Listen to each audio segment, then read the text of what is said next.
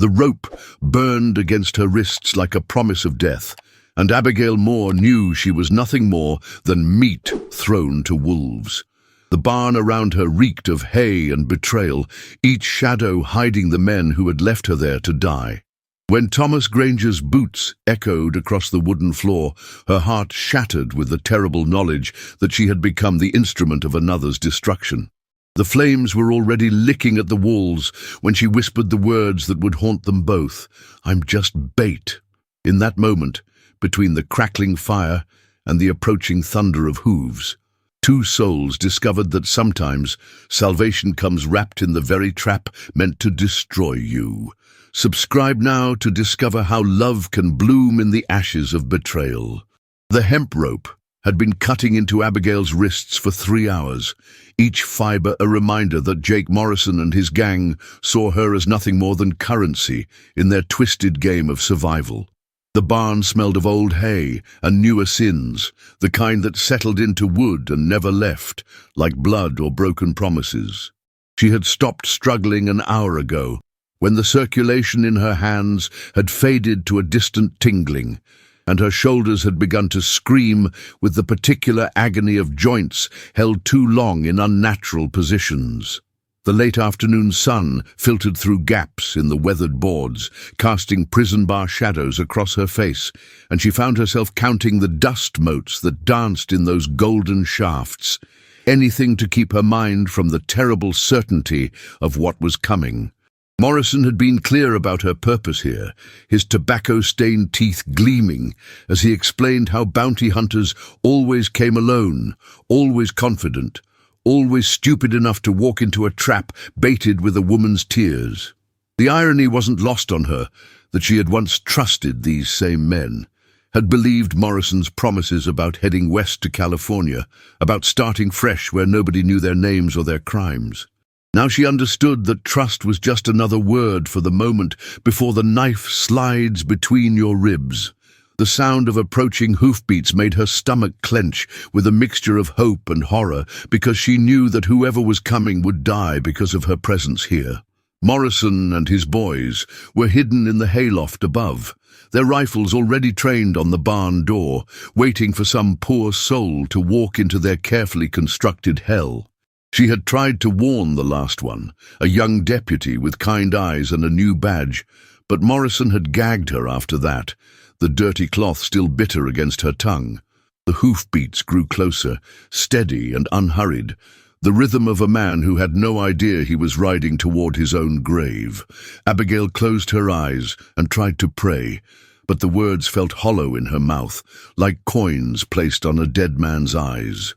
She had been praying for 3 days now, ever since Morrison had decided she was more valuable as bait than as a woman, and God seemed to have stopped listening somewhere around the time she realized that good people died just as easily as bad ones.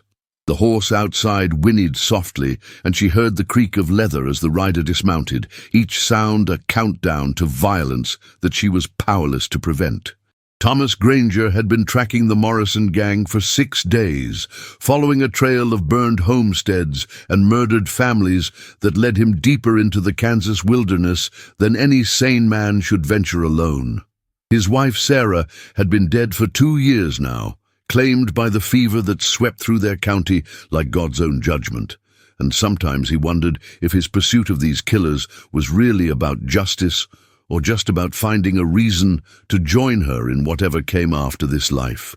The barn ahead looked innocent enough, weathered grey wood and a sagging roof that spoke of honest labor and simple dreams, but something about the silence around it made the hair on his neck stand up like a dog sensing thunder. His horse, a steady mare named Patience, shifted nervously beneath him, her ears flicking back and forth as if she could hear something he couldn't. Thomas had learned to trust Patience's instincts over the years, had seen her save his life more than once by refusing to step where danger waited, but today he ignored her warnings because the trail was fresh and his need for vengeance burned hotter than caution.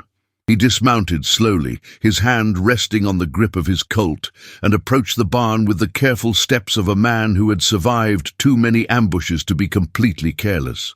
The door hung slightly ajar, revealing nothing but darkness beyond, and he could smell something wrong in the air, something that made his mouth taste like copper and fear. The first thing Thomas saw when he pushed open the barn door was the woman tied to the center post, her dark hair hanging like a curtain around her face, her dress torn and stained with what looked like blood and worse things.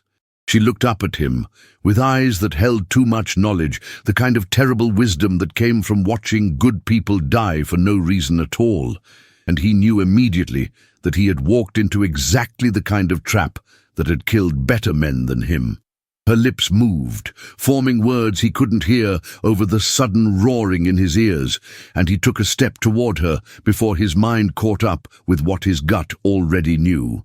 The silence in the barn was too complete, too perfect, like the moment before lightning strikes, and he could feel eyes watching him from the shadows above. His hand was halfway to his gun when she spoke, her voice barely a whisper but carrying the weight of absolute certainty. "I'm just bait." The words hit him like a physical blow, not because of what they meant for him, but because of what they revealed about her, about the kind of men who would use a woman's suffering as a tool for murder. In that instant, Thomas Granger made a choice that would define the rest of his life, however long that might be. He would cut her free, even if it meant dying in the attempt. The rope was thick and new, the kind that spoke of careful preparation and cold calculation, and Thomas's knife seemed to take forever to bite through the fibers that bound her wrists. Above them, he could hear the subtle sounds of men shifting position, the whisper of metal against wood that meant rifles being aimed, and he knew they had perhaps seconds before the shooting started. Abigail's eyes never left his face as he worked, and he saw in them a mixture of gratitude and grief that told him she understood exactly what his kindness was going to cost them both. Her hands were purple and swollen where the rope had cut off circulation, and when the bonds finally parted, she nearly collapsed against him, her legs too weak to support her weight after hours of standing in one position. The smell of her hair, somehow still sweet despite everything she had endured, reminded him painfully of Sarah, of Sunday mornings and coffee brewing, and all the simple pleasures that seemed like dreams from another man's life. He caught her as she fell, his arms going around her waist, and felt the terrible fragility of her body, all sharp angles and trembling exhaustion. For a moment that lasted forever, they stood there, in the dusty silence of the barn. Two broken people holding each other up against the weight of a world that seemed determined to crush anything good or decent or kind. The first shot came from directly above them, the muzzle flash lighting up the hayloft like hellfire, and Thomas threw himself sideways, carrying Abigail with him as splinters exploded from the post where she'd been tied.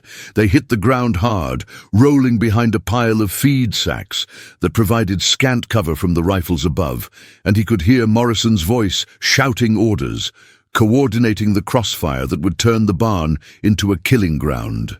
Abigail pressed herself against him, her body shaking with terror and exhaustion, and he could feel her heart beating against his chest like a trapped bird. The air filled with smoke and the deafening crack of gunfire, and Thomas knew that their only chance lay in reaching the back wall of the barn, where a loose board might give them access to the corral beyond. He looked into Abigail's eyes, seeing his own desperate hope reflected there, and whispered the only promise he could make. "We're getting out of here."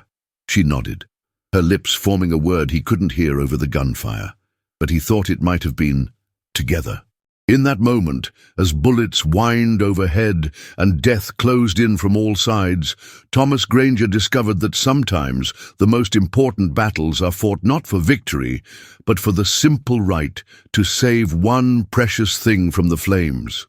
The loose board at the back of the barn had been Thomas's salvation once before, during a winter storm that had trapped him inside with a dying calf and no other way out. But now it seemed impossibly far away across 20 feet of open ground, swept by rifle fire. Morrison's men had the advantage of height and cover, their muzzle flashes winking from the hayloft like deadly stars, and every second they remained pinned behind the feed sacks brought them closer to the inevitable moment when superior firepower would overwhelm their meager shelter. Abigail's breathing had steadied somewhat, the initial shock of freedom giving way to the grim determination of a woman who had already survived more than most people could imagine. And Thomas found himself drawing strength from her unexpected calm. She pointed toward a water trough near the back wall, her meaning clear even without words, and he nodded, understanding that their only chance lay in a desperate dash from cover to cover, trusting to speed and luck against trained killers with good positions. The smell of gunpowder was thick in the air now, mixing with the dust and hay to create a choking haze that burned their throats and made their eyes water. Thomas checked his Colt, counting the remaining bullets by weight and feel, knowing that 6 shots would have to be enough to buy them the time they needed. Above them, Morrison was shouting something about taking the woman alive, his voice carrying the particular cruelty of a man who enjoyed other people's suffering. And Thomas felt a cold rage settle in his chest, like winter ice. The run to the water trough lasted forever and no time at all, a blur of pounding feet and whistling bullets that seemed to part the air around them, like Moses parting the Red Sea. Abigail moved with surprising grace for someone who had been tied up for hours, her body remembering the rhythm of survival even as her mind struggled to process their desperate situation. They hit the wooden trough together, splashing into the stagnant water that had been sitting there since the last rain, and Thomas immediately began working on the loose board, while Abigail kept watch for any movement from above. The wood was old and weathered, softened by years of Kansas weather, but it still fought him, each nail screaming in protest as he worked it free with his knife. Behind them, the gunfire had intensified, Morrison's men apparently realizing that their prey was attempting to escape, and Thomas could hear boots moving across the loft floor as they repositioned for better angles. A bullet splintered the edge of the trough near his head, sending a spray of wood chips across his face, and he tasted blood where one had cut his cheek. Abigail's hand found his shoulder, her touch somehow steadying him, even as chaos erupted around them. And he realized that her presence had become an anchor in the storm, something solid to hold on to when everything else was falling apart. The board finally gave way with a crack that seemed impossibly loud, revealing a gap just wide enough for them to squeeze through into the corral beyond. Thomas went first, his broad shoulders scraping against the rough wood, and then turned to help Abigail through the opening. Her dress caught on a splinter, tearing another rent in the already damaged fabric, but she didn't seem to notice, her attention focused entirely on the open ground between the barn and the line of cottonwoods that marked the creek bed. The corral was empty, except for a few scattered hay bales and the lingering smell of horses, but it offered no real cover, just a brief respite before they would have to make another desperate run for safety. Morrison's voice was closer now, coming from the barn door rather than the loft, which meant at least some of his men were moving to cut off their escape route. Thomas grabbed Abigail's hand, feeling the calluses on her palm that spoke of hard work and harder times, and together they sprinted toward the trees, their feet kicking up small clouds of dust that hung in the still air like accusations. The distance seemed to stretch before them like a vast ocean, each step taking them further from the barn, but no closer to safety, and Thomas found himself counting heartbeats instead of seconds, measuring time by the rhythm of their shared desperation. The first flames appeared just as they reached the creek bed, orange tongues licking at the barn's roof where someone had thrown a torch or knocked over a lantern in the confusion of the gunfight. The fire spread with terrifying speed, fed by years of dry hay and timber, and within minutes the entire structure was engulfed in a roaring inferno that turned the evening sky the color of blood. Morrison and his men came pouring out of the burning building like ants from a disturbed hill, their faces lit by the hellish glow, their rifles still ready despite the chaos around them. Thomas pulled Abigail deeper into the cottonwoods, following the creek bed downstream toward a bend that would put the fire between them and their pursuers. But he could hear Morrison shouting orders, organizing a pursuit that would inevitably find them unless they could reach his horse. The mare was still where he had left her, ground-tied near a cluster of rocks about a quarter-mile from the barn, but the distance might as well have been 100 miles, with armed men hunting them through the gathering darkness. Abigail stumbled, her strength finally beginning to fail after the ordeal of captivity and escape, and Thomas caught her before she could fall, lifting her in his arms like a bride or a broken bird. Her weight was nothing, all sharp bones and trembling exhaustion, and he found himself wondering what kind of life had worn her down to such fragility, what series of betrayals had brought her to Morrison's gang, and ultimately to this moment of desperate flight. The sound of pursuing horses reached them as they approached the rocks where Patience waited. Her ears pricked forward at their approach, her dark eyes reflecting the distant glow of the burning barn. Thomas set Abigail down gently, his hands lingering on her waist for a moment longer than necessary, and she looked up at him with an expression he couldn't quite read in the flickering light. There was gratitude there, certainly, but also something deeper, a recognition that passed between them like a shared secret or a promise made without words. She was beautiful, he realized suddenly, despite the dirt and exhaustion and fear that marked her face, beautiful in the way that broken things sometimes are when they catch the light just right.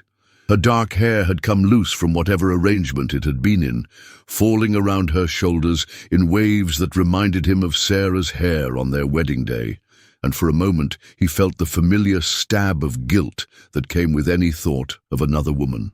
But this was different, he told himself. This was about survival and basic human decency, not about the treacherous territory of the heart. Abigail seemed to sense his internal struggle, her hand reaching out to touch his arm with a gentleness that nearly undid him, and when she spoke, her voice carried the weight of someone who understood loss in all its terrible forms. "Thank you," she whispered. And in those two simple words, he heard an entire lifetime of gratitude for the simple act of being seen as something more than bait. The hoofbeats were getting closer now, Morrison's voice carrying across the night air as he directed his men in their search, and Thomas knew they had perhaps minutes before discovery became inevitable. He helped Abigail onto Patience's back, her body settling against the mare's neck with the boneless exhaustion of someone who had reached the absolute limit of endurance, and then swung up behind her, his arms coming around her waist to hold the reins. The horse responded immediately to his touch, moving away from the rocks with the smooth gait that had carried him safely through a dozen dangerous situations. But Thomas knew that one horse carrying two riders would never outrun Morrison's gang for long. They needed a destination, somewhere defensible where they could make a stand or find help, and his mind raced through the geography of the area, searching for options that didn't exist. The nearest town was Millfield, 20 miles to the east, but the trail was open country that would leave them exposed to pursuit, and he doubted Abigail had the strength for such a journey. There was an old line shack about 5 miles north, built by the railroad survey crew and abandoned when they changed the route, but it was little more than 4 walls and a roof, hardly the fortress they needed. As they rode away from the burning barn, following the creek bed toward an uncertain future, Thomas felt the weight of responsibility settling on his shoulders like a lead blanket. The terrible knowledge that this woman's life now depended entirely on choices he wasn't sure he was qualified to make. The abandoned mining camp appeared through the morning haze like a graveyard of broken dreams, its skeletal structures reaching toward a sky that had forgotten how to offer mercy. Thomas guided his horse through the scattered debris of what had once been hope, Abigail's weight against his back, a constant reminder that some burdens were chosen, not imposed. The silence between them had grown heavy with unspoken truths, each mile adding another layer to the wall they were building around their shared terror. Abigail's fingers clutched at his shirt with the desperation of a drowning woman, her breath coming in short gasps that spoke of wounds deeper than flesh. She had told him fragments of her story during the long night, how the Kellerman gang had taken her from a stagecoach, how they had used her again and again as bait for men foolish enough to believe in rescue. Her voice had cracked when she spoke of the others who had tried to save her, good men whose bones now bleached somewhere in the endless Kansas dirt. The old mine shaft yawned before them like an open mouth, its darkness promising shelter but threatening to swallow them whole. Thomas dismounted slowly, his joints protesting the long ride, his eyes scanning the horizon for signs of pursuit that he knew would come. The Kellermans were not men to let their property walk away, and Abigail, God help her, was property to them, nothing more than a tool to be used until it broke. Inside the mine, shadows danced on walls that had witnessed too much suffering, and Thomas built a small fire with hands that trembled despite his efforts to appear strong. Abigail sat apart from him, her arms wrapped around her knees, her eyes fixed on something he couldn't see. The space between them felt vast as an ocean, filled with all the words they couldn't say and all the comfort they couldn't offer. When she finally spoke, her voice was barely a whisper carried on the underground wind. "You should have left me there," she said, and Thomas felt his heart crack like ice in spring. "I'm poisoned, Thomas. Everything I touch dies." The firelight caught the tears on her cheeks, turning them into liquid gold, and he wanted to reach for her, but knew that some distances could only be crossed when the other person was ready. The night stretched before them like a test they weren't sure they could pass. Two broken souls, learning that sometimes salvation came not in grand gestures, but in the simple act of refusing to abandon hope, even when hope seemed like the cruelest joke of all. Dawn came to the prairie like a whispered promise, painting the endless grass in shades of gold that made the world seem new again, as if the night's terrors had been nothing more than a fever dream. Thomas woke to find Abigail standing at the mouth of the cave, her silhouette framed against the rising sun, and for a moment he thought she might be an angel preparing to return to whatever heaven had sent her. The sight of her there, alive and breathing, filled him with a gratitude so profound it felt like prayer. She turned when she heard him stirring, and he saw that something had changed in her face during the night. The haunted look was still there, but underneath it was something else, something that looked almost like hope. "They're not coming," she said, her voice stronger than he had heard it since the barn. "I can feel it. They think we're dead." Ooh. The relief in her words was tempered by disbelief, as if she couldn't quite trust that freedom might actually be possible. Thomas rose and moved to stand beside her, careful not to crowd her space, his eyes following hers across the vast expanse of prairie that stretched toward a horizon that suddenly seemed full of possibilities instead of threats. The morning air was clean and cool, carrying the scent of wildflowers and new grass, and he found himself thinking that this was what hope smelled like, fresh and green and alive with potential. "What happens now?" Abigail asked, and Thomas heard in her question all the uncertainty of a woman who had forgotten how to plan for a future. He wanted to tell her that everything would be all right, that they could build something good from the ashes of their shared nightmare, but he knew that promises were dangerous things when spoken too soon. Instead, he offered her the only truth he had. "We take it one day at a time." The sun climbed higher, burning away the last of the night's shadows, and Thomas felt something shift inside his chest, a loosening of the grief that had held him captive for so long, a recognition that love could bloom even in the most unlikely soil. Abigail's hand found his as they stood there watching the world wake up, her fingers intertwining with his like a covenant written in flesh and hope. As the sun rose over the prairie, painting the world in shades of gold and promise, Thomas felt the last of his old life fall away like a snake, shedding its skin, leaving him free to become whatever this new love would make of him.